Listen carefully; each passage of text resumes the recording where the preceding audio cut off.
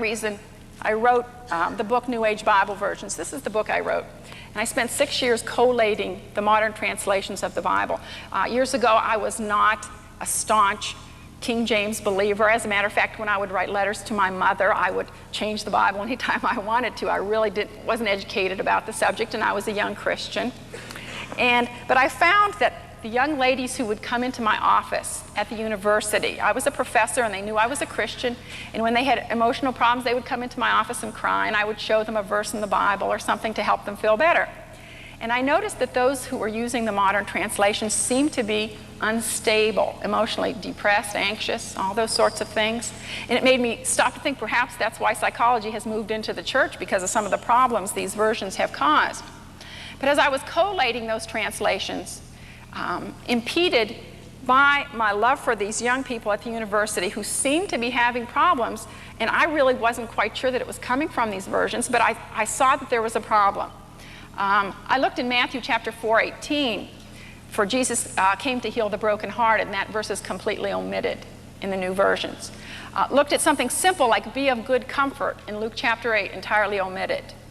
The mercy of God, entirely omitted. As a matter of fact, the mercy seat, which is 53 times in the Old Testament, has been entirely omitted in the NIV. No more mercy seat in the NIV. So it's sort of some kind of a lid now. I don't know what kind of a lid it is. But, Mark chapter 3, power to heal the sick, completely omitted.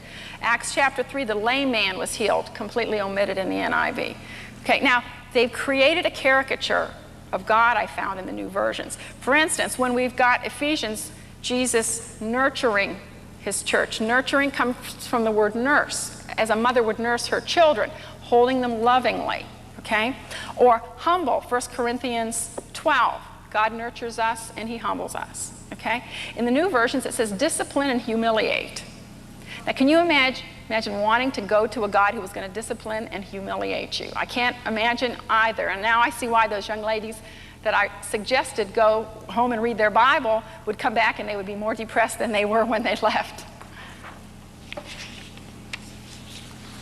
Now, we're going to be looking at some of the omissions in new versions, and what you will find as we go through these omissions is that the omissions in the new versions serve to make the Bible accommodate other religions. Now, if you were a marketer, you would know that that would increase your market share. If you can include other religions, then you can sell more Bibles. If you can include every denomination, not just born-again Christians, but the liberal, seminaries and the liberal churches, if you can include everyone, obviously you can sell more Bibles. This is what's happened. Now, the main tenet of the New World religion is tolerance for the religious beliefs of others, all right? So you could say the New World religion is inclusive. It includes everyone. As a matter of fact, it will even include Christians if you want to join, all right? Now, Christianity is exclusive.